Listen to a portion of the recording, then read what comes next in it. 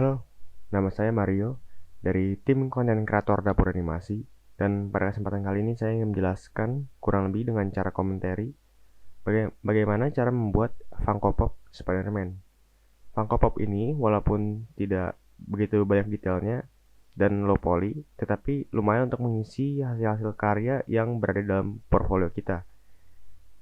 Jadi mari kita mulai. Hal pertama yang ingin kalian lakukan adalah masuk ke Edit, Preference, dan Add-on, kemudian nyalakan Auto Mirror. Kemudian masukkan referensi image yang akan kalian gunakan, add cube untuk dijadikan kepalanya, tambahkan Ctrl R untuk edge loop, dan kemudian gunakan subdivision modifier untuk memperhalus bentuk kepalanya.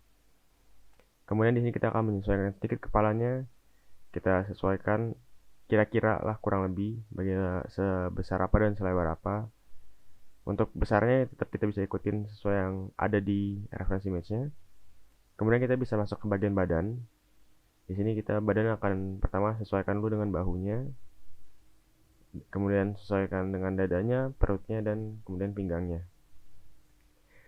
Di sini badan tersebut juga menggunakan subdivision modifier dan juga menggunakan auto mirror supaya lebih gampang saat kita memodelnya. Jadi kita tidak terlalu banyak detail yang harus kita ulang berkali-kali. Setelah itu kita akan menyesuaikan lagi bahunya supaya kita bisa menyediakan ruangan untuk bagian lengannya yang akan kita model. Atur bagian lehernya segala macam di daerah pundak.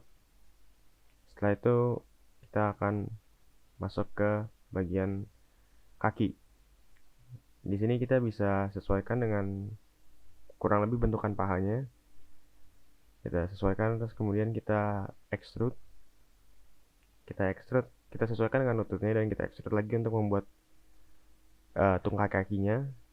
Setelah itu kita tambahkan edge loop supaya kita bisa membuat telapak kakinya, ya semacam kurang lebih sepatunya. Nah, di situ kita bisa melihat bahwa saya mematikan sebentar subdivision modifiernya supaya saya bisa melihat uh, supaya tidak terlalu banyak kerusakan yang terjadi ya pada modelnya, supaya kurang lebih topologinya masih teratur sedikit. Kemudian saya akan menambahkan silinder ya, yang segmennya dijadikan 4 supaya bisa menyelesaikan dengan kotak pada bahunya di situ. Kemudian saya akan menyelesaikan dengan bagian bicepnya, lengannya, dan kemudian telapak tangannya. Di sini saya akan membesarkan kurang lebih sesuai dengan ukuran telapak tangan yang berada di dalam foto. Saya tambahkan edge loop untuk memisahkan jari-jarinya. Kemudian saya akan mulai membuat jempol. Di sini saya mulai merapikan sedikit jari-jarinya, ukuran dan lebar-lebarnya. Setelah itu saya akan mulai membentuk jari-jarinya. Di sini saya bakal banyak menggunakan extrude, jadi setiap tarik sedikit jadi extrude supaya di bagian jarinya itu terbentuk beberapa loop ya, supaya bisa terbentuk jarinya. Kemudian di sini saya hanya fokus untuk mengatur lengannya, menyesuaikan supaya bulat dan tidak terlalu kotak ya, jadi tidak terlalu aneh. Setelah itu saya mengatur sedikit telapak tangannya untuk menyesuaikan kurang lebih di dalam pose fotonya.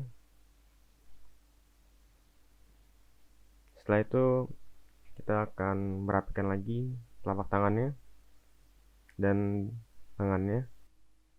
Ya, setelah di sini saya hanya fokus membetulkan tangannya saja. Jadi bagian bicep, lengan, dan telapak tangannya itu saya hanya rapikan supaya terlihat natural, tidak terlalu kotak, dan juga tidak terlalu bulat ya, karena ini mainan. Jadi kita mau bikin dia sebagai karakter yang lucu gitu, yang punya banyak keunikannya.